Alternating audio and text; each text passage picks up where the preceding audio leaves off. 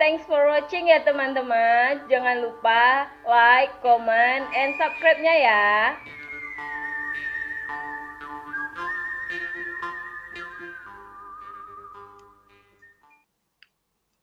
Bismillahirrahmanirrahim. Assalamualaikum warahmatullahi wabarakatuh. Selamat pagi para pelajar sosiologi dimanapun kalian berada.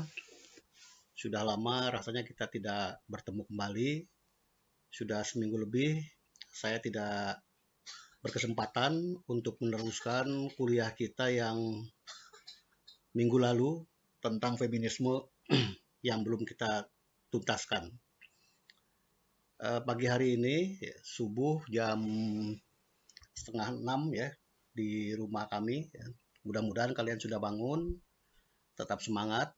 Di kuliah kita pada sesi ketiga kemarin kita sudah membahas tentang apa itu feminisme, kemudian sejarahnya, dan bagaimana pandangan-pandangan dari dua aliran utama di dalam sosiologi, misalnya tentang teori fungsionalisme dengan teori konflik. Jadi, saudara-saudara, feminisme itu adalah sebuah aliran atau gerakan, ya, bukan anti terhadap laki-laki. Harus dipahami ini ya. Orang banyak menganggap feminisme itu adalah gerakan-gerakan perempuan yang ingin merombak atau merubah ya bagaimana struktur laki-laki. Tidak seperti itu. Oleh karena itu saya sampaikan di kuliah-kuliah kita terdahulu, banyak tokoh-tokoh feminisme juga menikah, punya anak, hidup bahagia ya. Walaupun ada sebagian dari tokoh-tokoh feminis, ya gerakan-gerakan feminis yang memang berasal dari kaum-kaum lesbian ataupun homoseksual, atau sering kita dengar pada akhir-akhir hari ini tentang konsep LGBT ya, LGBTQ ditambah lagi ya. Memang sebagian ada yang orang-orang yang memperjuangkan gerakan feminisme dari kaum-kaum seperti itu. Tapi tidak seluruhnya, oleh karena itu kita harus bijak mempelajari sesuatu itu. Jadi feminisme ya bukan lagi gerakan ingin merubah ya terhadap dunia laki-laki. Mereka juga butuh laki-laki sebagai pendamping. Apalah artinya hidup ini tanpa laki-laki ya. Sebaiknya juga laki-laki juga tidak mungkin selamanya menindas atau memperlakukan perempuan dengan tidak baik ya. Baik itu ya, apa itu feminisme. Kemudian feminisme liberal ya yang pernah saya ceritakan minggu lalu ya. Feminisme liberal itu sebetulnya tadi saya sampaikan ya, diilhami dari seluruh aliran feminisme memang sangat diilhami oleh aliran Marxis ya, teori-teori Marx tentang anti kemapanan, ingin merubah struktur. Tapi feminisme liberal juga melihat bahwa teori-teori fungsional itu juga dijadikan acuan dalam dalam teori-teori atau gerakan-gerakan yang dikembangkan oleh feminisme liberal. Feminisme liberal artinya dia melihat bahwa struktur antara laki-laki perempuan ya itu tidak sepenuhnya kesalahan laki-laki ya. Jadi mereka mengadopsi dari aliran fungsional ya bahwa laki-laki tetap harus berfungsi, perempuan juga harus berfungsi supaya terjadi harmonisasi dalam kehidupan. Tetapi kritikan utama dari kaum liberal atau feminisme liberal adalah terhadap perempuan itu sendiri ya. Maka perempuan kalau ingin punya hak yang sama ya, punya kehidupan yang sama dengan laki-laki, maka rubahlah diri kalian sendiri yang perempuan gitu. Jangan selalu menyalahkan pada laki-laki. Karena laki-laki juga punya fungsi di dalam kehidupan kita. Ya, jadi feminisme liberal memadukan antara teori-teori Marxis dengan fungsional ya. Jadi kesalahan utama ya, mengapa perempuan tertindas, kurang memperoleh hak yang sama, upah yang kecil ya karena perempuan itu sendiri kurang memperjuangkannya ya, memajukan dirinya sendiri. Misalnya pendidikannya memang relatif rendah dibandingkan laki-laki. Kemudian kalaupun dia perempuan sudah berpendidikan, ya seringkali dia memposisikan ya, bahwa dirinya lebih subordinat. Gitu. Contoh sederhana misalnya di dalam undang-undang kita sudah diberi kesempatan perempuan 20 kalau tidak salah atau 30% harus bisa masuk ke parlemen. Tapi kenyataannya di Indonesia perempuan yang masuk ke parlemen nggak pernah sampai kuota yang ditetapkan gitu. Kenapa? Padahal sudah ada aturan gitu yang memperbolehkan perempuan bisa memasuki dunia parlemen seperti itu. Tapi kenyataannya perempuan juga sendiri eh, gamang masuk ke dunia politik yang seperti itu. Jadi kesalahan itu tidak sepenuhnya pada kaum laki-laki. Kaum perempuan itu sendiri harus bisa merubah ya, merubah dirinya supaya bisa berpartisipasi dengan baik. Itu gerakan-gerakan feminisme liberal. Contoh-contoh di Indonesia misalnya adanya undang-undang kemarin, undang-undang pemilu yang harus 20% atau 30% perempuan hidup mampu masuk ke parlemen. Kemudian adanya akhir-akhir ini ada wacana atau sudah dilakukan oleh beberapa orang tentang perjanjian pranikah ya. Jadi sebelum nikah dibuat perjanjian tentang hak dan kewajiban antara laki-laki perempuan ya. Supaya jelas jangan sampai perempuan tertindas atau dirugikan misalnya.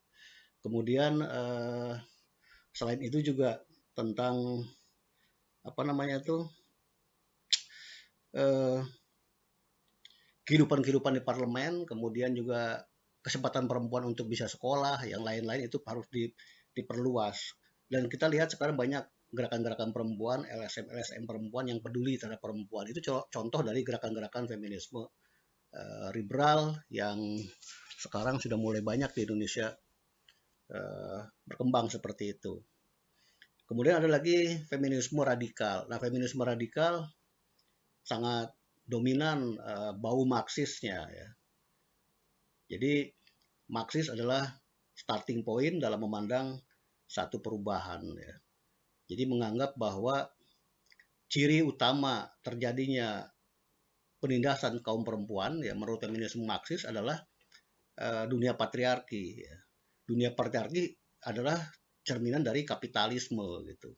Jadi sebetulnya kapitalisme itulah yang membentuk ya terjadinya ke penindasan terhadap perempuan ya, yang notabene adalah dunia laki-laki gitu.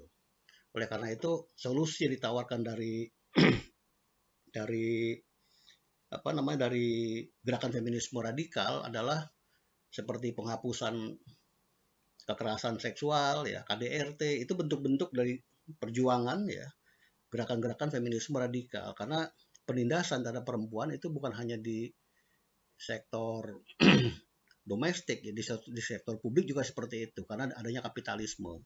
Kapitalisme itu identik dengan patriarki karena lebih diutamakan laki-laki yang bekerja di di sektor publik gitu. Solusinya apa? Perempuan juga tidak harus bekerja di rumah tangga gitu, harus bisa berkembang. Maka solusi-solusi yang ditawarkan dari gerakan feminisme Marxis lumayan lumayan radikal, misalnya adanya bioteknologi, kemudian ada transseksual, ya operasi kelamin, ya kemudian ada bank sperma bahkan di negara-negara barat ya. Dan punya anak juga tidak harus hamil ya, ibu tidak harus ibu biologis gitu, bisa dipungut dan lain-lain gitu.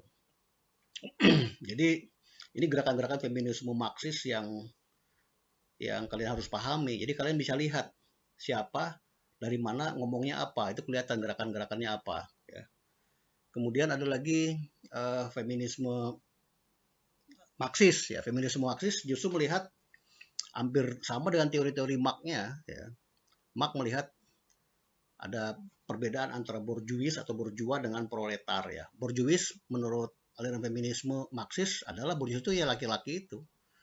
Jadi laki-laki borjuis, perempuan ya proletar ya. Maka menurut feminisme Marxis ya, sepanjang perempuan masih tertindas berarti negara itu belum maju ya. Maka indikator utama dari kemajuan perempuan bagaimana perempuan bisa mandiri ya, sehingga bisa terjadi kebebasan di dalam berekspresi. Ini feminisme Marxis, hampir mirip dengan feminisme radikal tadi ya.